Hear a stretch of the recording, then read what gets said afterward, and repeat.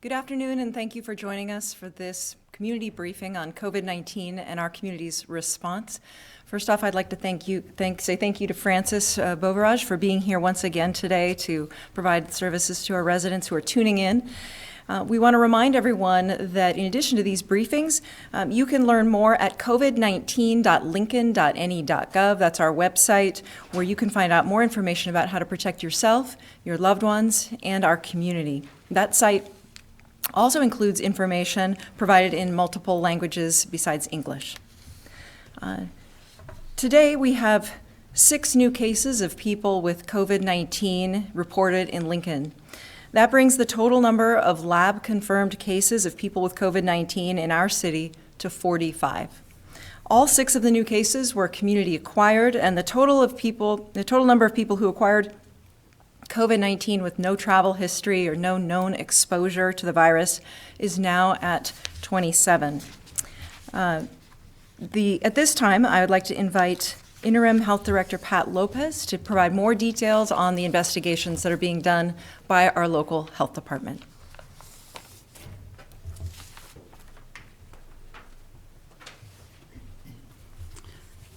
Of the 6 new cases today, 1 is a child under the age of 19, 1 is a female in her 30s, there's another female in her 40s, and there are 2 females in their 50s and an additional female in her 60s.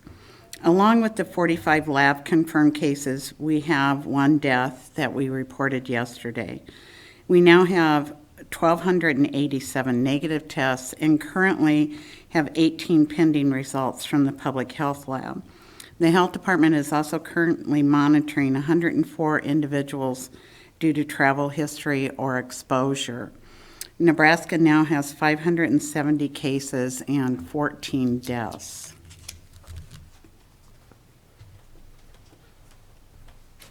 Thank you, Director Lopez. Earlier this afternoon, along with Francis, I participated in Governor Ricketts' daily briefing at the state capitol, and I was there to reinforce the incredibly important message that the actions we take during the next 3 weeks are critical to stifling the spread of COVID-19 in our community. I want to repeat some of the key practices that focus on staying home to keep Nebraska healthy. And the first one, of course, is to do just that, stay at home. Refrain from non-essential errands or gatherings. Next is to work from home if possible and to use the 6-foot physical distancing rules in your workplaces. Next is to shop alone and only shop once a week. Don't bring the family to the grocery store. Wear a face covering when you're out in public. And help your kids stay home too. Kids should play at home. No group sports and no playgrounds right now. All playgrounds in Lincoln remain closed. You can help seniors stay at home by shopping for them. Visit them through email and phone or text, but don't visit them in person right now. It's important to exercise, but when you do, please observe the physical distancing. Keep 6 feet away from others. People are finding many creative ways to stay connected through virtual book club meetings, virtual birthday parties, and even weddings. Holidays, especially those as significant as Easter and Passover, Ramadan, and many other religious and cultural occasions, may find themselves presented with special challenges. We all understand, of course, the importance of sharing these special occasions with others, but it's really important right now that we celebrate safely. Observing these holidays at home with those in your immediate household is the best way to keep your family safe. And while we're all practicing social distancing, we do not have to practice spiritual distancing. Discouraging in-person gatherings is not a suspension of worship. Many faith communities are offering virtual services, which is an excellent way to participate as a community. We've also had a lot of calls about drive-in services in parking lots where people participate in worship from their cars. If you do decide to attend one of these services, it's important that only members of your immediate household are in your car. Cars should, at the service, be parked at least 6 feet apart from each other, and you need to stay in your cars. No mingling with other folks who've arrived or with officiants or anyone else in the congregation. Health professionals also advise that faith communities email their bulletins, song lyrics, and other items, and encourage online offerings instead of passing anything between cars. The State Department of Health and Human Services has posted a very helpful FAQ for faith-based communities. We have that posted now on our city website at covid19.lincoln.ne.gov, and we encourage you to look at that before you head into the weekend. Celebrating your faith while sacrificing in-person gatherings is, of course, difficult. We encourage you to think of it as an expression of love for the members of your congregation or your neighbors and your community. It won't always be this way. Today, another focus of our briefing is to share some of the great work that's happening to protect the health and safety of people in our community who are experiencing homelessness. Because the coronavirus is highly contagious, it's extremely important to create physical distance between individuals living in large group environments, such as the People's City Mission. This physical separation decreases the likelihood that the virus can spread. And as you might imagine, altering the operations of a shelter to suit these new physical distancing guidelines presented some new challenges for our community. But I am proud to share that our community leaders have been hard at work to overcome these challenges and to find solutions to address the needs of some of the most vulnerable members of our community. Last week, the People's City Mission established a new area next to their existing facility to house those who do not have symptoms of COVID-19, but who have had possible exposure. This new space will allow individuals to self-monitor for symptoms of COVID-19, fever, shortness of breath, sore throat. The self-quarantine area has a capacity of 12 beds, separate from the general population of the Mission shelter. If an individual begins to develop symptoms, staff will assist them in getting tested. I want to really thank a couple of people in particular. State Senator Anna Wishart, the Lincoln-Lancaster County Health Department, and the Mission all worked quickly, very quickly, to bring together the resources to make this happen. This would also not have been possible without generous gifts from donors to purchase needed supplies to stand up the new facility. I want to acknowledge and welcome today State Senator Anna Wishart, who's here via Zoom. She's going to share a little bit more information about the role that she played and the work that she did in conjunction with others in our community to make this adaptation, important safety adaptation, possible. With that, I'll hand it over to you, State Senator Wishart. Well, thank you. Thank you so much, Mayor. Can you see and hear me all right? Well, thank you, and thanks to everybody, all Nebraskans and Lincolnites. I'm really impressed with how everybody has banded together to support each other. You know, across the state and across our city, a lot of people are following the directions to stay at home to save lives, but there are a lot of people in our city, men, women, and children, who don't have that option because they don't have a home. And so we are so lucky in this city to have the city mission. It's a long-standing institution, and we're lucky to have the leadership of Pastor Tom Barber leading the city mission as well, providing shelter to people who are the most vulnerable citizens in our community. 2 weeks ago, I had the opportunity to tour the city mission, working with a team on the Lincoln-Lancaster County Health Department to start to set up a self-quarantine area. And I am amazed at how quick the city mission and the city of Lincoln and the county were able to put together a place where people who are sheltering and making sure they need to stay away from the general population in case they do test positive are able to do so in comfort and feeling safe and getting the health care they need. I also want to do a quick shout out to the generous contributions of 3 different entities. A shout out to Jared with the Hormel Harris Foundation for your generous donation. They were able to do that within a week, and we are so grateful to them.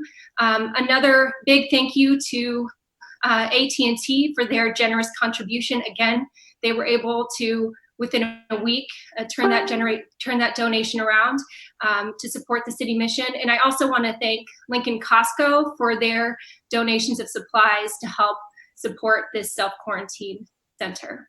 Thank you. Thank you, Senator. Thank you so much for your quick, decisive actions to help marshal those resources. In addition to the value of creating a self-quarantine space at the People's City Mission, we know how important it is to establish greater physical distance between individuals at the shelter in order to stop the potential spread of a virus. To accomplish this goal, the Lincoln-Lancaster County Health Department created a community task force to develop a plan to address the needs of women and children experiencing homelessness in Lincoln. I'm happy to share that yesterday, 13 families living at the mission were relocated into safe alternative housing. These families included 15 adults and 35 children, 12 of them 3 years old and under. Volunteers are providing free meals to these families that will be distributed twice a week. And here to tell more about the work that was done to make this important adaptation for our community members possible is Lori Seibel from the Community Health Endowment. Lori, thank you so much for your work to get this done. It's been a pleasure, Mayor, and thank you for just a moment to talk about the work of the task force and the amazing work that they've done just this past few days. But first of all, I want to thank the Mayor's Office. I want to thank the Lincoln-Lancaster County Health Department for your foresight in addressing the needs of homeless women and children during this time. This group of individuals came together during the last week to formulate and implement a plan that has really provided a safe and welcoming place for these families.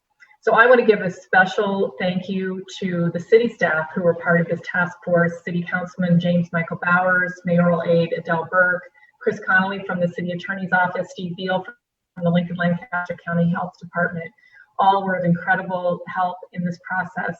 But I will say that these relocation efforts would not have been possible without the amazing work of the folks at the Community Action Partnership, people like Vicey and Jill Baumberger, Michelle Martinez, as well as the staff from the People's City Mission, specifically Amy Pappas and Pastor Tom Barber. And then there are other people, like you mentioned, Lincoln Berean Church is providing food boxes to all of these families for the coming weeks as they relocate to this new space. A member of my board, the Community Health Endowment, Janice Walker, along with Maureen Osey and the Lincoln Quilt Guild, sewed 60 masks for these families at literally a moment's notice, and we're grateful to them. And while we're not specifically naming the place where the families have been relocated in order to protect their privacy and their safety, I do want you to know that they have been amazing, an amazing partner with us, and they will be acknowledged publicly in the future. So, you know, Mayor, we all know there are a lot of people doing incredible selfless work, and this is just one example of that. But Lincoln continues to amaze me, and thank you, Mayor, for your leadership in efforts like this across our city. Thank you, Lori, and thank you, Senator Wishart, and thank you to all the partners. And the task force members who acted quickly to protect some of the most vulnerable members of our community and help thereby protect all of us in Lincoln from the spread of COVID-19. And I want to really reassure everyone that this incredible work will continue. Our work is not done. There are still a number of individuals living at the mission, and our community task force recognizes the need to continue to increase physical distance for those individuals who remain, and in order to, again, reduce the potential for spread of a virus in that close living setting. The task force will continue to develop a plan to ensure that that physical distancing occurs. And we thank the People's City Mission for all of their hard work to serve under normal circumstances, and particularly during these challenging ones. And with that, I'd like to conclude with some good news. During this time of physical isolation, it's more important than ever to still find ways to stay connected and enjoy the things we love, and that includes music. An online music festival called Lincoln Strong is kicking off today with performances from local musicians Joey Plunkett and Emily Bass. This online festival has been organized by musician Jack Rodenberg and will feature 2 performers each Thursday in April at 6 p.m. and at 7 p.m. And you can watch these performances live streamed on Facebook by visiting the Lincoln Strong Facebook page. In addition to keeping us entertained and lifting our spirits, the festival will raise funds for local musicians, bars, and restaurants affected by the pandemic. They'll be collecting donations using Venmo with the username Lincoln Strong, no space. So thank you to all the musicians who are taking part in this virtual concert series that give us something to enjoy during our time at home, and also an opportunity to support those who are impacted, our restaurants, our bars, our musicians and artists, to support those who are impacted right now by this pandemic. The Lead Center is also finding ways to continue sharing art and music in our community. The Lead Live online series is streaming free performances live on Facebook. This Saturday at 7:30 p.m., you can watch flamenco guitarist Daniel Martinez perform online, and he is worth watching, let me tell you. And other additional artists will be performing throughout April. For more information, you can visit leadcenter.org/live or follow the Lead Center for Performing Arts on Facebook. The Tada Theater in the Haymarket is also featuring a series of performances on its Facebook page. Tada's Talent Tonight features some of the best performers in Lincoln every night at 6 p.m. So check out Tada's Talent Tonight on their Facebook page. And finally, our local restaurants have apparently discovered that the way to our police department's heart is food. And I want to thank El Potrero for providing lunch at our main police station yesterday. And with that, we'd like to open up for questions from the media.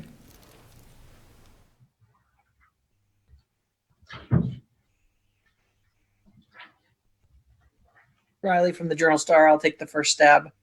I had a question for Director Lopez. All right, should be right up.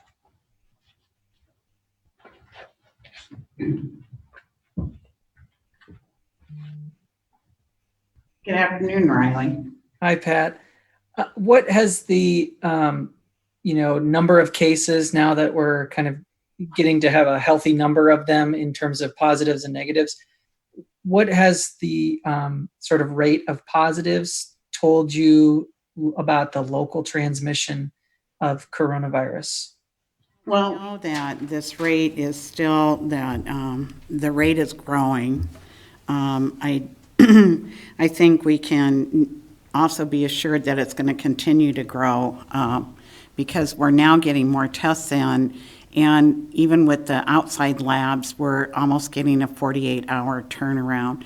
So we'll be calculating, working more on these tests as we go, but our curve is slowly moving, but it's not rising. We're still trying to keep it as flat as possible, and I think the measures that the mayor talked about today are really going to help us. And does the city and its modeling have a similar curve peak to the state's overall anticipated peak of kind of the last week of April? We're looking towards that week, but we're staying on a lower trend. We're much more compressed in our city than the rest of the state is.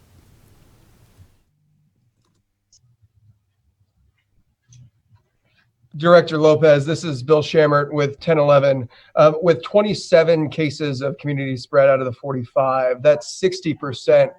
Is there concern that there's probably a lot more cases in Lincoln that we just don't know about right now? I think we've always been concerned because of the limited testing, that there's more cases that haven't been diagnosed yet. As more testing becomes available, and I would encourage people to go to the St. E's website or the Bryan website and sign up. They can get a physician's order and have testing since we have more tests available. But I'm glad you asked that, Bill, because the important thing about it is it's telling us that we need to take these measures to be stay safe and stay at home, use the social distancing, to keep ourselves and act in every instance that if there's the potential that we're in an environment where somebody may unknowingly be positive. Pat, I have a question here from Channel 8. Are people who died at home being tested for COVID-19? If not, why not? And if things get worse, could that change? I'm not aware of any concern about anybody being tested at home that has died. I'd have to find out the correct information. I just learned a little bit more about that today, and so I've been doing some investigation, and I'll be able to answer that question later.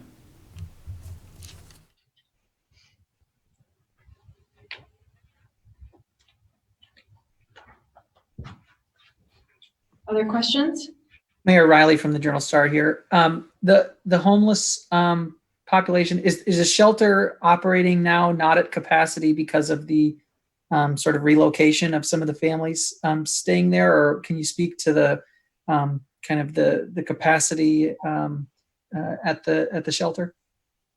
You know, that's a better question for the People's City Mission, or is Steve Beal, who's been working on this project as part of leading the task force, could maybe speak to that as well. We certainly want to make sure that we have the right physical distancing in the shelter. That is not something that is a normal set of operating circumstances for the shelter, and so this effort that will continue to try to space people out appropriately to protect their health and safety is a focus of the Lincoln and Lancaster County Health Department. But Steve Beal is here. He can give you a little more information if you want to know more about how this has come about.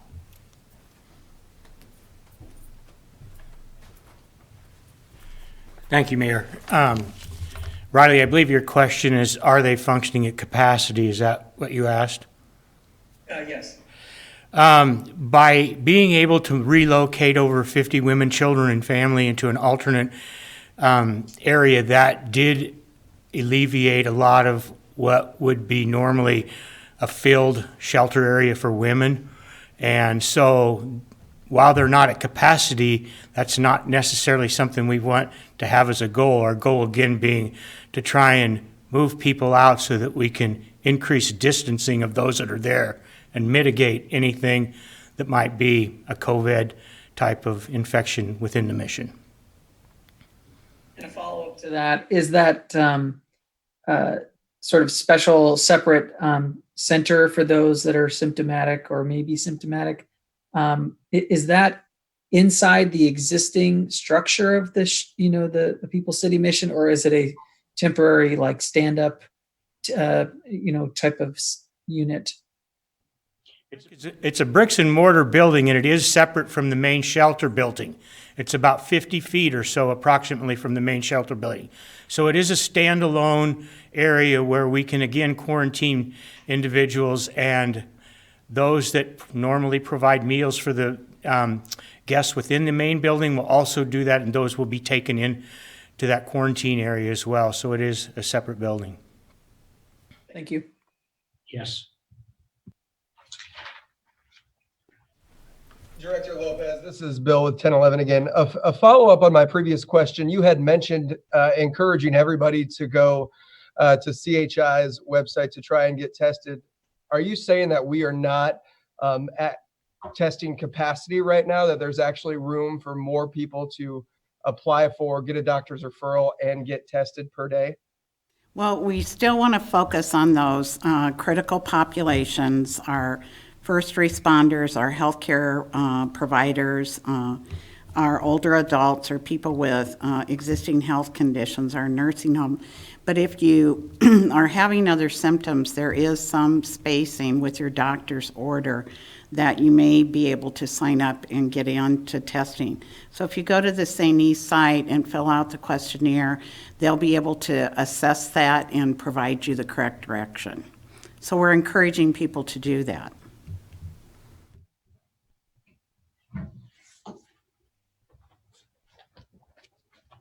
Are there any other questions from the media? Okay, well, thank you so much for joining us today and helping us to get out the message about how people can stay safe and keep Nebraska healthy. We will be back here tomorrow at 3:30, and thanks again to Lori Seibel and State Senator Anna Wishart for joining us on this Zoom community briefing, and thank you, Francis. Take care. Stay well, Lincoln.